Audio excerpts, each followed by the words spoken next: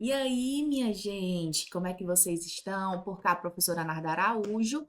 E agora nós vamos dar início, né, aqui às nossas conversas, né, e resolução de exercícios a respeito do tema provas. O tema provas em processo penal é um tema bem complexo, porque ele tem muitas nuances. Então, a gente vai aqui destinar, desculpe, diversos blocos, tá?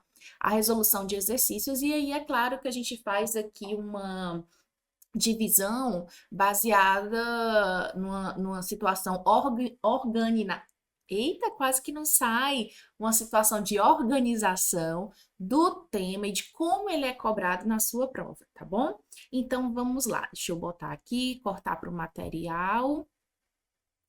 Simbora, um minutinho, vamos lá. Então, a nossa primeira questão vai dizer o seguinte: para se chegar à verdade real dos fatos, são necessárias provas, tia Narda. Aqui não saiu muito bem. Rapaz, hoje a tia tá meio estranha. Peraí, só um minutinho, deixa eu apagar aqui. Que é isso, hein? Hein? É porque a tia é canhota, então deixa eu. Eu tenho que botar de lado a lousa, minha gente. Vocês acreditam? Pronto, agora vai. Aí, são necessárias o quê? Provas. Sobre o tema, escolha a única alternativa incorreta a seguir. Antes de qualquer coisa, deixa eu voltar aqui para a gente discutir algo. Gente, lembre-se sempre que a gente precisa ter aqui algumas discussões a respeito de prova. Primeiro, o que é uma prova? Prova, gente, em processo penal é tudo aquilo que vai auxiliar no convencimento do juiz. E o convencimento do juiz, ele deve existir para quê? Ora, por uma coisa muito simples, né? Que é a determinação de autoria e de materialidade daquele fato criminoso. Então, por isso que a gente fala que prova é tudo aquilo que se destina, né, ao convencimento do juiz, que é claro que é ele que vai decidir a demanda. E quando eu falo juiz, eu englobo também jurados, né? Porque naquele momento no tribunal do júri, eles exercem em função de magistrados, porque estão julgando o caso, né? Então, se a gente está falando que prova é tudo aquilo, né, que se destina a auxiliar o convencimento do juízo, então, a gente já vai conversar aqui sobre algumas coisas de prova que são importantes. Quer ver? Bora lá cortar. Deixa eu abrir aqui uma tela em branco. Um minutinho. Pronto. E bora lá. Primeira coisa que a gente vai ver aqui são quem é o destinatário da prova. Quem é o destinatário da prova, tia Narda? Ora, gente, aqui ficou fácil. Se a prova serve ao convencimento do juiz, então o destinatário da prova é quem? O magistrado. Não é outra pessoa, não, gente. Se a gente está tentando convencer o juiz, o magistrado, então é claro que o destinatário da prova vai ser o magistrado, tá? E qual é, professora, a finalidade? A finalidade você já sabe, porque a tia está falando desde o início do bloco. A finalidade qual é? A finalidade é auxiliar na convicção do juiz, né? Então, a gente vai botar aqui, ó, auxílio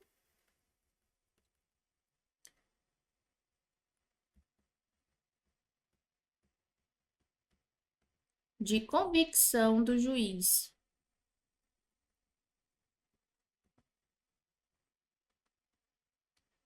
Beleza? Tranquilo? Show de bola, né? Porém, gente, quando a gente ainda fala de prova, além de destinatário, estrelinha aqui, além de finalidade, estrelinha aqui, a gente também precisa falar das formas da prova. E essa prova, gente, ela pode ser, né? Pode demandar diversas formas. Primeira dessas formas, bora lá, são as provas materiais. Depois eu explico, tá? Deixa eu fazer logo aqui. Além das provas materiais, eu tenho as provas documentais. E além das provas documentais também, eu tenho as provas testemunhais. Então, quando eu falo de forma de prova, eu falo de uma prova material, de uma prova documental e de uma prova testemunhal, né? Professora, o que são provas materiais? São aquelas, gente, que derivam da materialização do fato, né? Exemplo, tia Narda, vou botar aqui, ó, corpo de delito.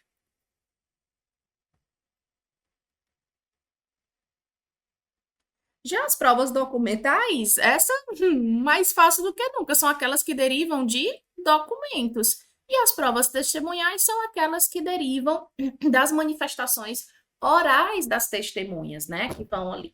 Com base nessas primeiras considerações com relação à prova, vamos lá tentar resolver nossas questões. Então, ele quer, gente, ó, a alternativa incorreta, tá? A. Prova ilícita configura-se quando agride uma regra de direito material. Tá certo.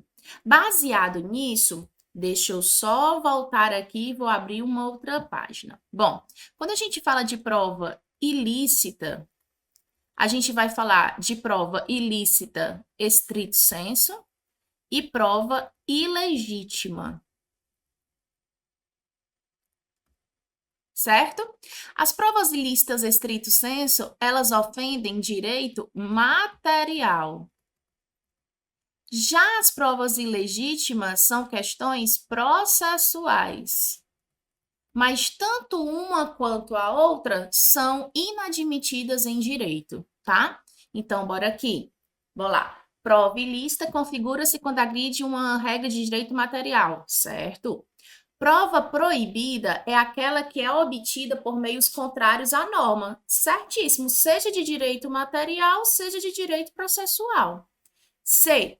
A prova ilegítima configura-se quando afronta princípios da lei processual. Muito bem, ilegítima processual, ilícita material, mas tanto uma quanto a outra são que proibidas. D. Prova documental é uma espécie de prova que necessita de um conhecimento técnico específico para sua exata compreensão? Mentira, gente. E aí a gente já encontrou aqui o nosso gabarito, que é D de divórcio. Por quê, professora? Deixa eu voltar aqui rapidinho. Gente, prova documental, ela não precisa de uma pessoa de conhecimento específico, não. Por exemplo, um atestado de óbito precisa de uma pessoa com conhecimento específico para saber e ler que ali está atestando a morte de alguém. Uma certidão de nascimento precisa de alguém com conhecimento específico para entender que ali está dizendo o nome da pessoa, os genitores da pessoa e a data que a pessoa nasceu e a localidade onde a pessoa nasceu. Então, não tem essa necessidade de uma pessoa específica, não. Teria se a gente fosse ir para uma perícia documental para atestar a falsidade ou não daquele documento, o que não é o caso, tá bom? Vamos lá, então, para o nosso item E. O item E vai dizer: prova documental é a declaração de um terceiro, testemunha, certo? Que de alguma forma tenha presenciado os fatos discutidos no processo. Certíssimo também. Então, de fato, nossa primeira questão é o item D, de dado. Ou D de dado é horrível, D de divórcio, tia Marta. 2. Acerca da prova no processo penal, julgue o item subsequente. Independem de prova os fatos incontroversos apresentados por uma das partes e não refutados ou impugnados pela parte contrária. Gente, olha só. Independem de prova os fatos incontroversos apresentados por uma parte e não refutados ou impugnados pela parte contrária, é errado. Como assim, professora? Lembre-se que a gente está falando de processo penal. Processo penal, gente, é diferente de processo civil, ECA, né? Por quê? Porque no processo penal a gente trabalha com a presunção de quê? De inocência. Se eu trabalho com a presunção de inocência, então eu tenho que dizer que existe um ônus da prova. Ou seja, alguém vai ter o ônus de ter que provar aquilo que falou. E quem? Aquele que produziu a prova. Ou seja, de quem alega. professora, se alguém falou algo, mas ainda não provou, e a outra pessoa não refutou ou impugnou, então eu posso ter como aquilo como verdade? Não. No processo penal, isso não existe. Voltar aqui e conversar algo com vocês. Diferente do processo civil, né? Lembra que lá no processo civil, ou mesmo que você não estude processo civil, todo mundo aqui sabe disso, que quando você é manifestado em estado a respeito de um processo, por exemplo, de investigação de paternidade, onde a Mariazinha fala que você é o pai do filho dela, e você se recusa a fazer o exame, por exemplo, ou nada fala, o que é que a pessoa vai dizer? O que é que o juiz vai dizer? Parabéns, você é o papai. Já no processo penal, isso não existe, porque no processo penal, a pessoa, ela tem a presunção de inocência. Então, se ela quiser, ela pode ficar em silêncio, desculpe, ela pode nada fazer e nada falar. Você que a está alegando é que se rebole para provar que aquilo que você está dizendo é verdade. Tá? Então, cuidado, processo penal é diferente de processo civil. Mesmo que alguma das partes alegue um fato, tá? E não venha a provar, e a outra parte não refutou, não impugnou, tem que provar. Eu não posso reputar como verdadeiro, porque processo penal é diferente de processo civil, porque aqui eu trabalho com a presunção de inocência, tá certo? Vamos lá, então. Continuando nossa terceira questão. Eita, bora lá. Mas afinal, o que é estandarte de provas? Essa questão é massa demais. Podemos definir como critérios para aferir a suficiência probatória. Opa! O quanto de prova, olha aqui, ó, o quanto de prova é necessário para proferir uma decisão. O grau de confirmação da hipótese acusatória. É o preenchimento desse critério de suficiência que legitima a decisão. O estandarte é preenchido, atingido, quando o grau de confirmação alcança o padrão adotado. A partir de tal definição, é correto afirmar que. Bom, eu vou voltar rapidinho para falar algo para você aqui. Olha, eu já tenho sempre chamado a atenção de vocês que hoje, independente do concurso que vocês venham a fazer, o grau de dificuldade tem cada vez mais sido e apresentado de forma elevada. Antigamente, os nossos concursos, eles tratavam basicamente de literalidade de lei. Hoje, a tendência é que não estou falando só para concursos de magistratura, Ministério Público, delegado de polícia, que sempre foram defensoria pública, que sempre foram concursos com nível um pouco mais elevado, mas hoje a tendência é que seja qual for o cargo, né, pretendido, hoje os concursos, eles também, as bancas, elas têm preferido muito para além daquilo que está na lei. Então, hoje se cobra muito questões jurisprudenciais, por isso que a leitura de informativos do STF, do STJ, é caso assim, de extrema importância, como também questões doutrinárias, tá? E o estandarte de provas, ele vem justamente para isso, tá? É uma discussão tanto doutrinária quanto jurisprudencial. E o que que se trata isso, professora? Ela vem tratar de o quanto que é necessário para que algo seja provado. Para que eu condene ou absolva alguém, o quanto de prova é necessário ser produzido, né? Por quê? Porque a quantidade da prova, ou a qualidade da prova, né? Porque não é só quantidade, mas qualidade, é que vai me dar a confirmação daquela autoria e da prova da materialidade, ou não, que seria uma questão de absolvição. Então, quando a gente fala de estandarte de provas, você nunca vai encontrar isso no CPP. Você nunca vai encontrar isso no Código de Processo Penal. É algo que você só saberia se você tivesse atento a questões doutrinárias e também questões jurisprudenciais. Porque é quando, por exemplo, o tribunal, os desembargadores, os juízes, eles vão ser instados a se manifestar e a decidir, e eles vão dizer, olha, essa quantidade de provas é suficiente, beleza, condeno ou absolvo, ou essa quantidade de provas e essa qualidade dessas provas não é suficiente. E eu e você sabemos que quando não é suficiente, indúbio pro réu. Olha que interessante, tá? Então, baseado nisso, vamos aqui. E eu já vou dizer para vocês que essa nossa questão é de divórcio, tá? Por quê? Porque ele está procurando a definição correta. E a definição correta está no item D, quando vai dizer o estandarte probatório pode variar conforme a fase procedimental, sendo aceito que a exigência probatória seja menor para receber uma acusação do que o exigido para proferir uma sentença condenatória. Aí eu vou dar um exemplo para você que você nunca mais vai esquecer. Eu acabei de dizer para você que quando a gente tem dúvida, porque ou a quantidade ou a qualidade da prova não foi suficiente, indúbio pro réu. Isso quando eu quero condenar ou absolver. Isso eu e você sabemos. No entanto, essa exigência de provas, da quantidade e qualidade de provas, ela pode variar conforme a fase em que o processo se encontra. E eu vou dar esse exemplo que você nunca mais vai esquecer. Quando a gente fala de tribunal do júri, o tribunal do júri ele tem duas fases. Uma fase que só vai existir o juiz, o promotor e as partes, e a segunda fase, que é a que você conhece, que é o tribunal em si, do júri, que é quando vai para os jurados. Mas, gente, nessa primeira fase não existe jurados. E nessa primeira fase, o juiz vai ter 4 possíveis decisões: pronúncia, impronúncia, desclassificação e absolvição sumária. Temas esses que não se preocupe, a gente vê no tema de procedimento.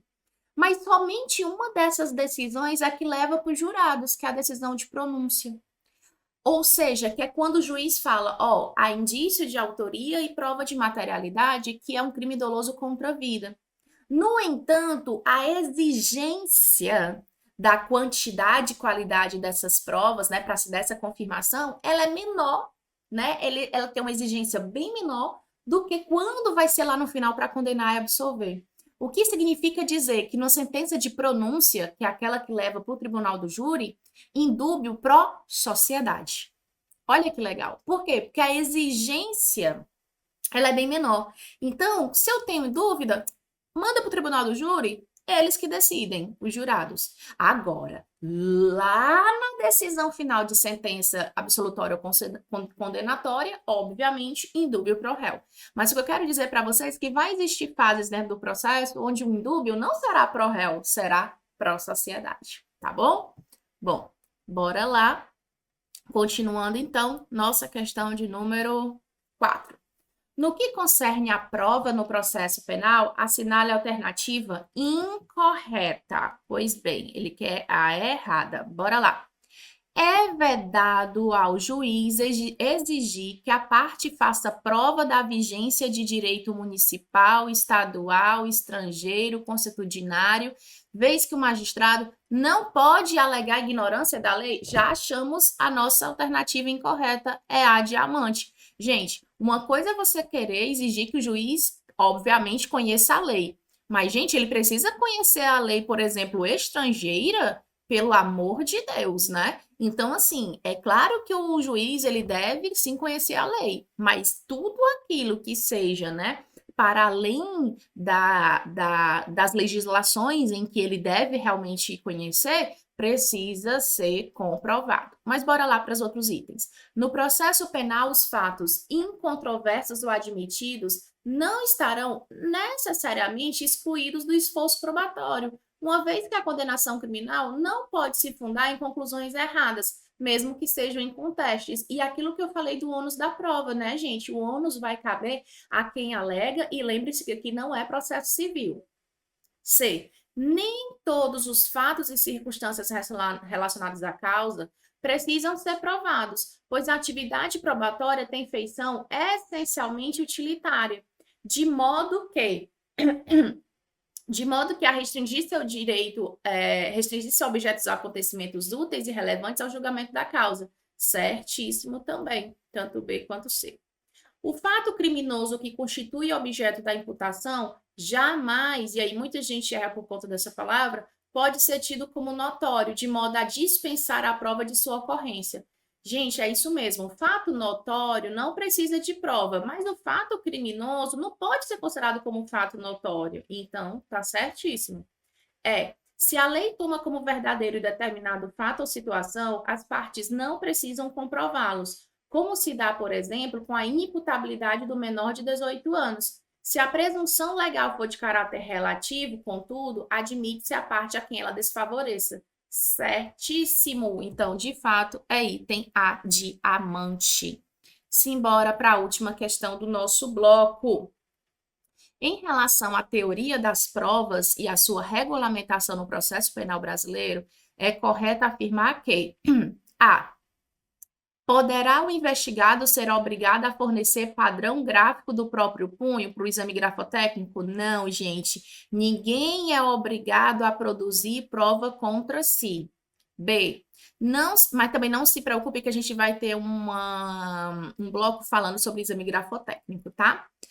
B. Não podem ser admitidos no processo as provas ilícitas por derivação, ainda quando as derivadas puderem ser obtidas por uma fonte independente das primeiras. Errado, não se preocupe, vamos ter um bloco só sobre provas ilícitas. Realmente elas não são possíveis, mas se elas forem obtidas por fonte independente, pode. Mas não se preocupe, vamos ter um bloco só sobre isso. C. Não poderá o juiz fundamentar sua decisão exclusivamente nos elementos informativos colhidos na investigação, ressalvadas as provas cautelares, não repetíveis e antecipadas. Certíssimo, C de corno. Terminamos com corno. Por que, professora, que ele não pode fundamentar sua decisão exclusivamente nos elementos colhidos na investigação? Porque eu e você sabemos que o inquérito é inquisitivo e, em tese, não tem contraditório em ampla defesa. Portanto, eu não posso ficar dizendo que o juiz vai fundamentar sua decisão exclusivamente em algo que não passou pelo contraditório em ampla defesa. D. Não poderá o juiz, sob pena de violação à sua parcialidade, determinar, antes de proferir sentença, a realização de diligência? Gente, o juiz pode sim determinar a realização de diligência. Permite a garantia da ampla defesa a utilização irrestrita da prova emprestada no processo penal em razão do princípio da comunhão de provas? Não, gente. Primeiro que, tudo bem, permite, mas não vai ser irrestrito, né? Vão existir circunstâncias, deixa eu voltar aqui, que vão dar essa possibilidade da utilização de prova emprestada, mas que também não se preocupe, teremos um bloco específico sobre isso. Esse primeiro bloco, de fato, ele é um bloco, aliás, esses 4 primeiros blocos são uns blocos um pouco mais gerais a respeito de conteúdo de prova, tá? Tia vai ajeitar aqui o material e a gente volta já já com o segundo bloco. Olha, se você chegou até aqui é que com certeza você quer mudar a sua vida. E você viu que o Objetivo Play pode ser uma solução para você. O Objetivo Play é uma plataforma completa que te dá acesso a tudo que você precisa para estudar para concurso. Tem acesso a aulas ao vivo, comigo e com outros professores. Você tem acesso a aulas gravadas para todos os concursos públicos que você quiser. E claro, milhares e milhares de questões comentadas. Eu sei que você deve estar muitas vezes duvidoso se realmente o Objetivo Play é para você. Mas eu queria que você fizesse um desafio próprio. Eu queria que você adquirisse o Objetivo Play na dúvida, para que se você não gostar por algum motivo, a gente devolvesse o seu dinheiro. Na dúvida, compre, na dúvida, invista. Na dúvida, aproveite a chance de ouro de pegar uma plataforma sensacional e que garantiu a aprovação de milhares de candidatos nos mais diversos concursos públicos. O cavalo selado ele só passa uma vez. Se você não montar, você vai perder a viagem. E o que eu tô te convidando agora é para melhorar a sua vida durante esse ano.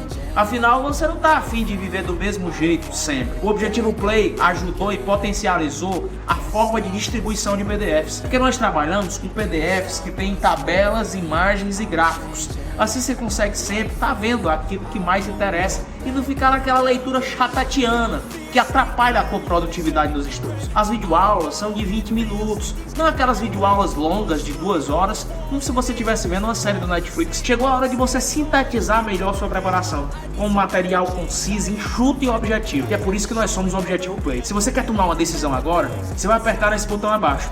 E você vai lá para a nossa tribo. E dentro da nossa tribo você já vai ter mentoria comigo. E eu sim, vou coordenar todos os passo a passo dos seus estudos. Um dia, lá atrás, a minha vida foi mudada porque eu consegui estudar para concurso. Mesmo depois de ter sido reprovado em muitos concursos públicos, eu acertei o pé para descobrir onde é que eu estou errando. Em que pontos eu preciso melhorar. Por que eu estou errando no PDF, na resolução de questões? Por que eu não estou fazendo mapeamento dos erros do simulado? Por que eu não estou vislumbrando uma boa administração de como ver videoaula? Essas sensibilidades que eu tive que adquirir depois desse novo contexto me fizeram ser aprovado não só em 1, nem 2, mas em mais de 10 concursos públicos federais. Por que você não pode mesmo? É claro que você pode, mas para isso vai precisar mudar a sua rotina e a forma de estudar. É por isso que eu tô te convidando de novo. O Objetivo Play é para você e a hora de entrar para a tribo é essa. Aproveite. Apertando nesse botão que está lá embaixo, você vai entrar numa tribo de imparáveis que vai te ajudar a assinar o termo institucional e nesse ano ainda se tornar servidor. Tamo junto. Vamos lá, minha gente, vamos, deixa eu só ajeitar aqui o tempo. Vamos lá, vamos continuar a nossas questões a respeito do tema provas. Bom, a gente já viu o destinatário, já vimos as formas, já vimos a finalidade, porém temos outras questõezinhas também para falar a respeito de prova. E aí, o que é que eu vou fazer? Antes até da gente passar aí para essa primeira questão, já vou abrir aqui uma primeira página em branco para a gente conversar sobre outras questões com relação a provas, tá? Primeira questão que eu quero falar com você com relação à prova é um senhorzinho chamado indício. Indício, gente, vem hoje em dia sendo muito cobrado em prova.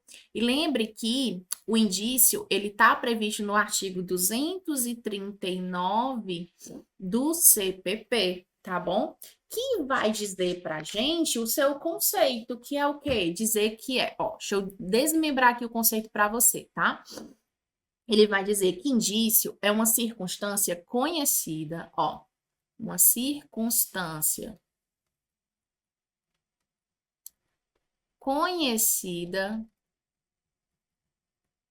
e provada que tenha relação com o fato. Então, vou botar aqui, tenha relação com o fato, tá? Autorize por indução concluir-se a existência de outra ou outras circunstâncias. Então, vai autorizar por indução, tá? A conclusão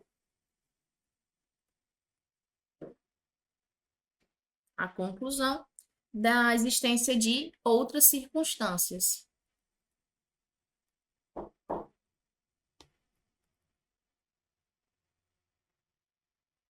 Pronto. Tá aí o conceito de indício desmembrado para você. Porém, lembre-se, talvez aqui a observação mais importante, que indício, gente, não é meio de prova, tá? Professora, ele é o quê? É resultado de um meio de prova.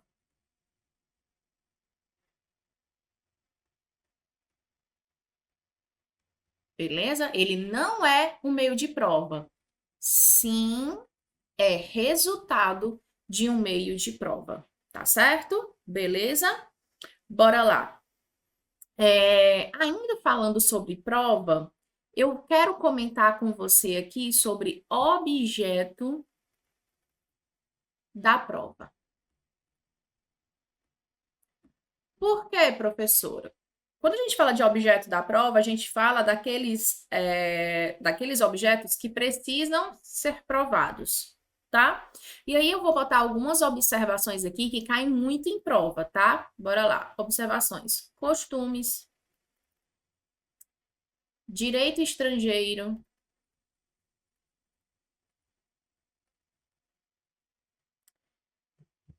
fatos não contestados,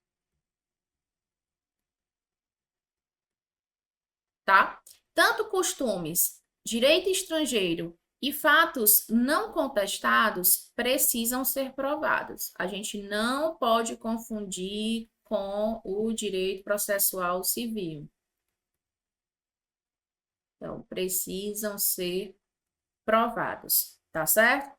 Professor, e o que não precisa ser provado? Vamos botar aqui, Não precisa de prova. O que não precisa de prova, professora? Bora lá. Fatos notórios, fatos axiomáticos, fatos inúteis e presunções legais. Pronto. Aí tá o bizu para a tua prova, tá? Do que precisa e do que não precisa ser provado. Beleza? Bom, bora lá. Mas antes de passar para a questão, tenho ainda outras duas coisas para falar para você a respeito de prova. Uma é sobre prova emprestada. Professora, é possível eu pegar a prova emprestada de um processo para outro processo no processo penal brasileiro? Sim, pode sim, não tem problema, tá certo? Então, vou botar aqui. Pode? Pode, sim, tá? No processo penal brasileiro. Só que eu tenho que observar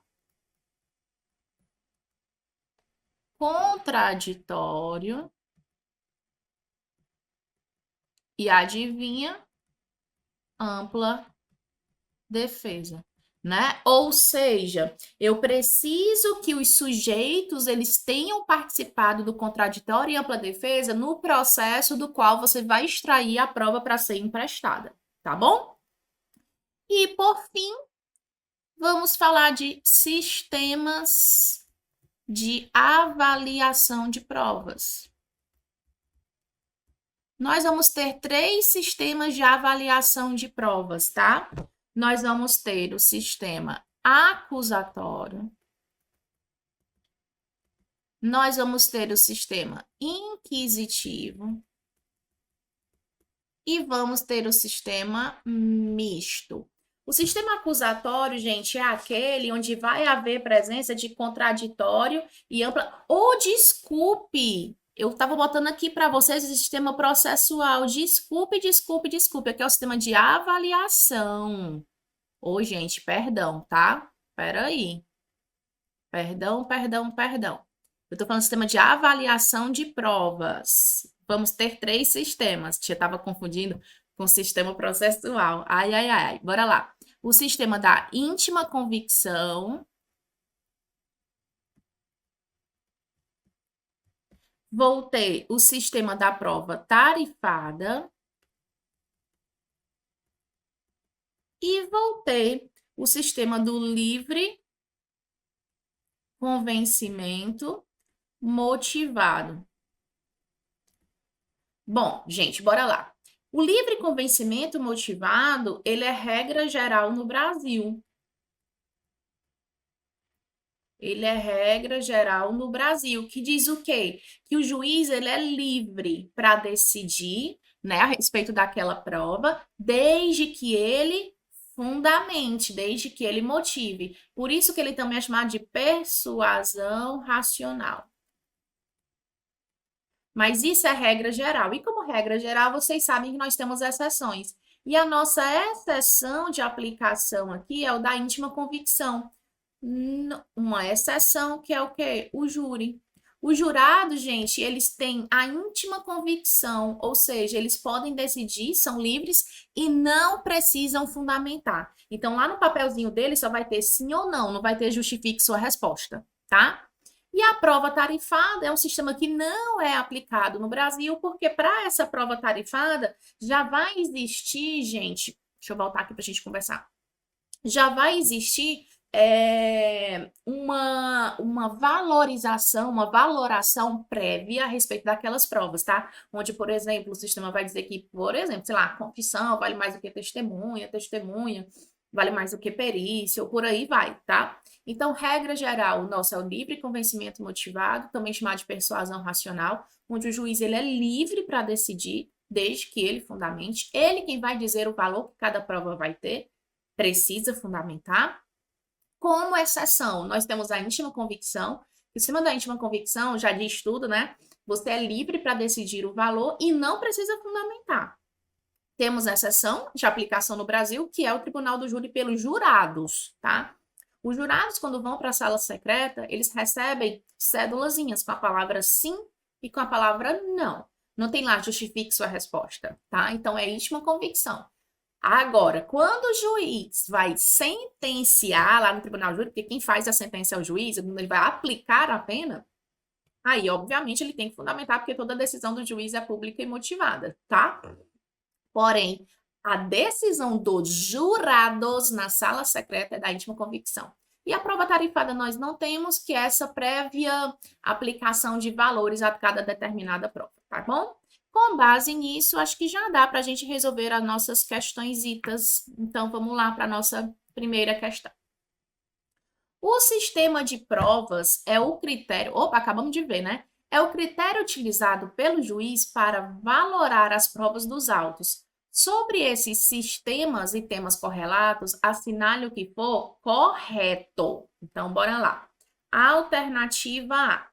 No sistema judicial brasileiro, o juiz segue o sistema da livre convicção, não sendo necessário justificar o motivo ou rejeição? Não, gente. O juiz não segue o da livre convicção. É do quê? É do livre convencimento motivado. Ele precisa sim fundamentar, né? B.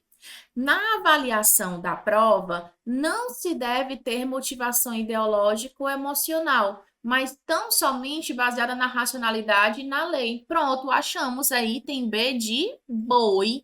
É isso mesmo. Gente, quando o juiz ele vai avaliar uma prova, vou voltar aqui, ele vai ter ali que, obviamente, fazer valorações legais e racionais. Não pode ter questões ideológicas, tá? Ora, quando eu estava no mestrado, eu tive aula com sim, um professor fantástico que infelizmente, né, já nos deixou, mas é um professor assim, lido no mundo inteiro, né? Quando a gente fala de epistemologia jurídica, que é o Arnaldo Vasconcelos, maravilhoso. E o professor Arnaldo, na cadeira de epistemologia jurídica, no mestrado, ele falou uma coisa que eu nunca vou esquecer. Ele falou assim: olha, vocês têm que lembrar que neutralidade é diferente de imparcialidade. Neutro, ninguém é, porque todo mundo vai ter suas convicções ideológicas. Porém, imparcial, alguns sujeitos deverão ser. E essa distância entre a neutralidade e a imparcialidade é muito curta. Então, realmente, essas pessoas elas precisam ser treinadas para que nesses momentos de decisões elas sejam imparciais. Vou dar um grande exemplo para você. Imagina que existe um juiz, sei lá, o Joãozinho, que ele é a favor da descriminalização do aborto, por exemplo. Mas ele é juiz do tribunal do júri.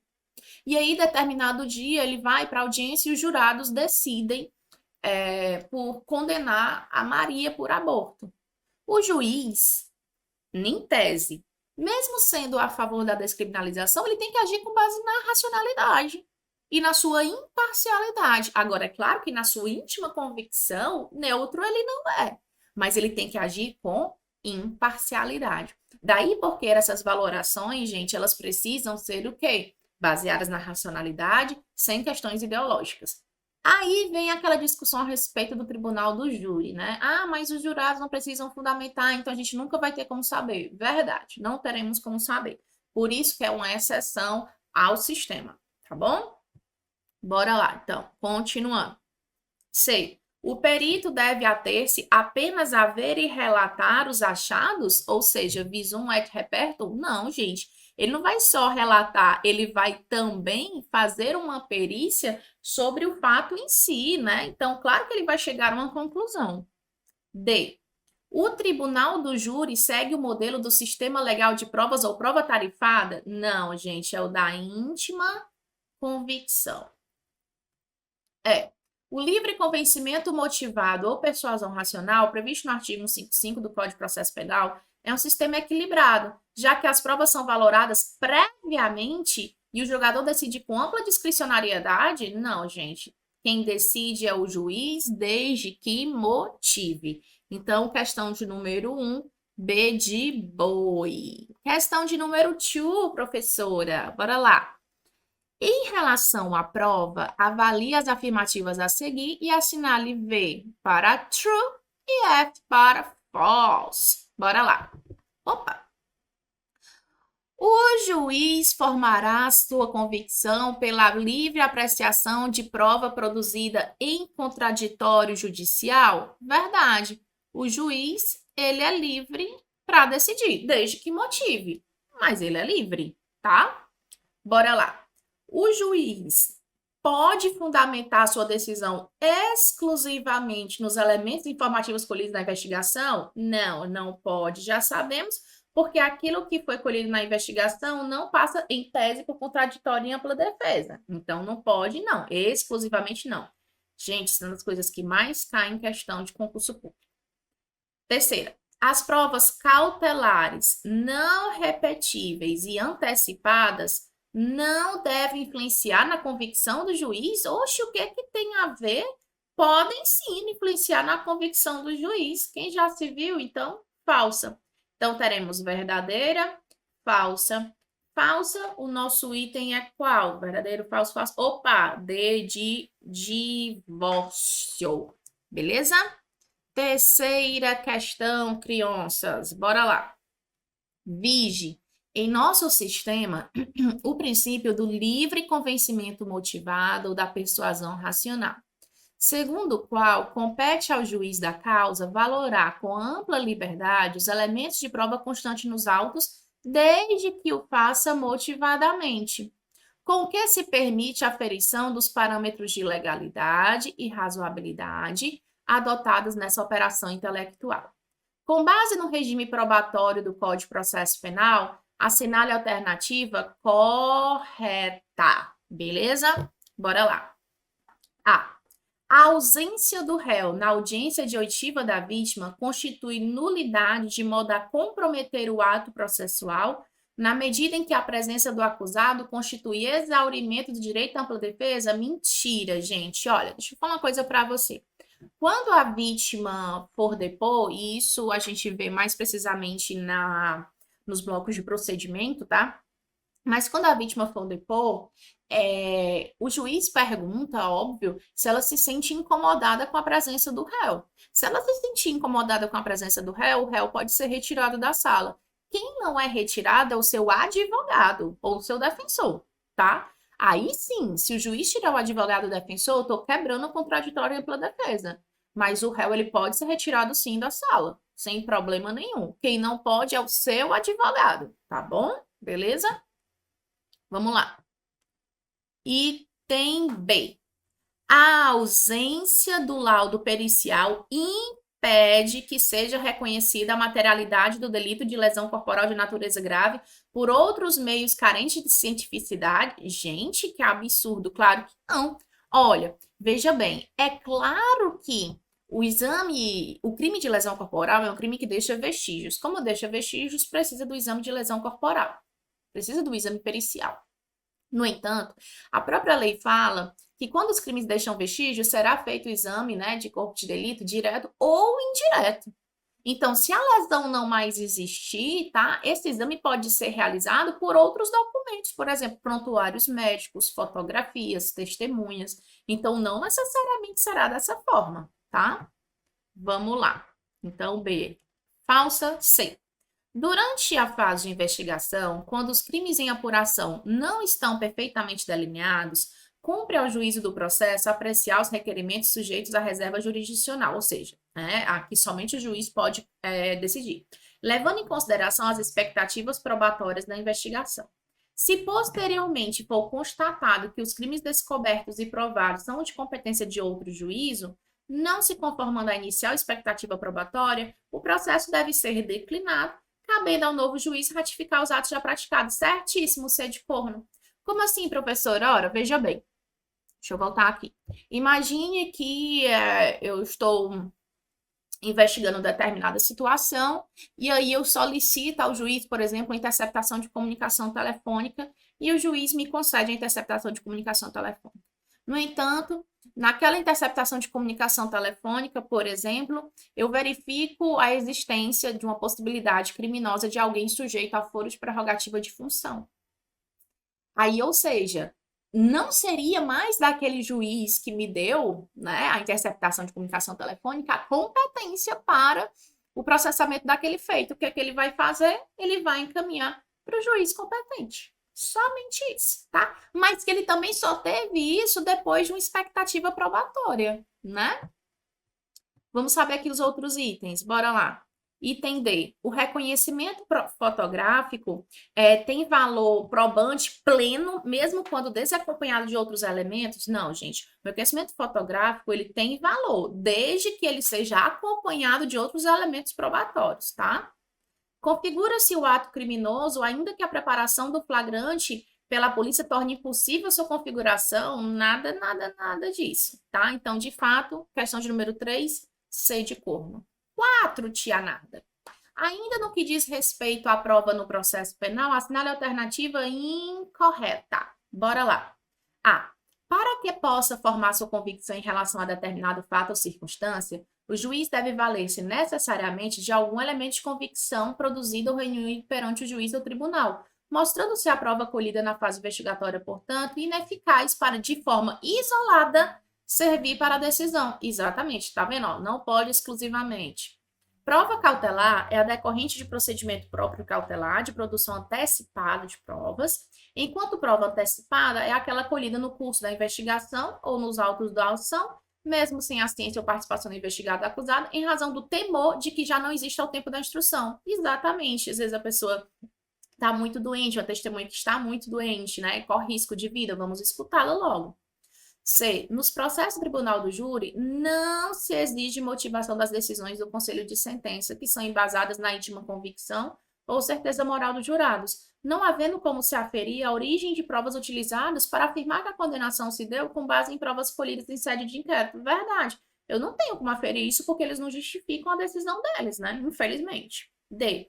Por prova não repetível, entende-se aquela cuja reprodução em juízo tornou-se inviável em decorrência de acontecimentos ulteriores à sua colheita, tal como ocorre com o depoimento de testemunha que faleceu após ser ouvida na fase de inquérito. Exatamente. Sobrou o item E, mas vamos lá. O livre convencimento do magistrado faz com que este, no exercício de seu poder jurisdicional, possa fundamentar, exclusivamente nos elementos informativos colhidos na investigação, visto que esta é conduzida por órgão oficial. Gente, é de engalhado e tome chifre, né? Claro que não, já sabemos que não, pelo amor de Jesus Cristo. E última questão do nosso bloco, bora lá. Sobre o objeto de prova, assinale o item com disposições incorretas. Ou seja, clique errada. A. Os costumes devem ser provados? Sim, devem ser provados. O direito estrangeiro deve ser provado? Sim, deve ser provado. Os fatos não contestados ou controversos devem ser provados? Sim, devem ser provados. Precisam ser provados os fatos notórios, axiomáticos, inúteis e presunções legais? Não. Esses aqui são aqueles que não precisam ser provados, beleza? Tranquilo? Então, vamos passar agora para o próximo bloco, onde a gente continua essas determinações probatórias, tá bom?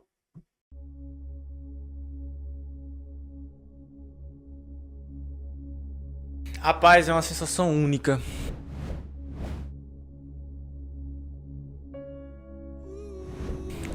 Quando eu procurei meu nome naquele 28 de maio deste corrente ano, foi uma sensação única. Só sabe quem passa. Não tem como dizer assim como é tal, porque você vai sentir. Véi, eu vou dizer o que é universal. O estudo, ele vale a pena. Eu nunca vi alguém dizer que se arrependeu de estudar, véi.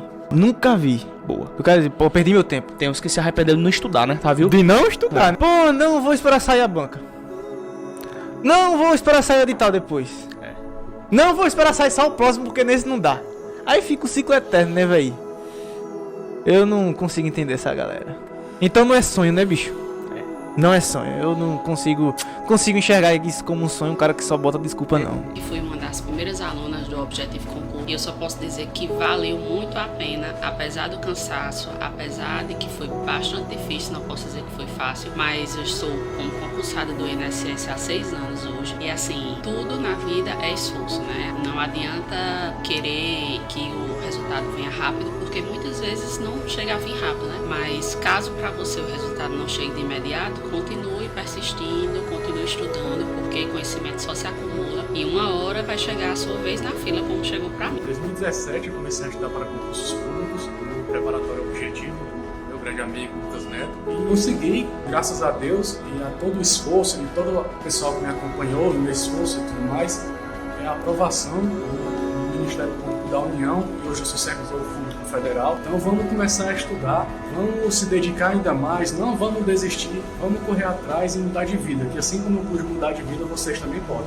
Um abraço a todos. Passando para agradecer toda a equipe do Objetivo Concurso pelo site moderno, aulas de PDF direto ao ponto e me tornar um candidato mais capaz. Ao Lucas Neto pela democratização do estudo para concurso. E eu vou junto com o Objetivo até a próxima aprovação. A preparação foi muito boa, eu me esforcei bastante, eu abri mão de muitas coisas que eu sempre gostei de fazer para poder enfrentar de corpo e alma. Se você não tiver um caminho certo para seguir, você fica meio perdido. É muito esforço, é muito doído, a gente passa por vários momentos difíceis, mas isso aqui é muito gratificante, a gente saber o resultado da batalha. Eu me tornei outra pessoa, eu vi outro mundo, outros horizontes. Eu me achava que eu era uma simples dona de casa. E eu vi aqui no Objetivo, eu me descobri outra Larissa, outra pessoa. Eu vi a minha capacidade e eu não acreditava e ele sabe disso. Porque eu cheguei aqui falando nomes como fracassado, eu era altamente negativa e o professor Lucas, de uma certa forma, me moldou. Eu vim aqui falar, primeiramente, não desiste dos seus sonhos, cara. Não desiste dos seus sonhos, vai ter o preço. E a primeira coisa que eu queria falar é que eu assisti às aulas e já pensando, cara, eu não posso, mesmo que eu não passe, mesmo que eu não consiga, eu tenho que agradecer o Lucas Neto, toda a equipe do Objetivo,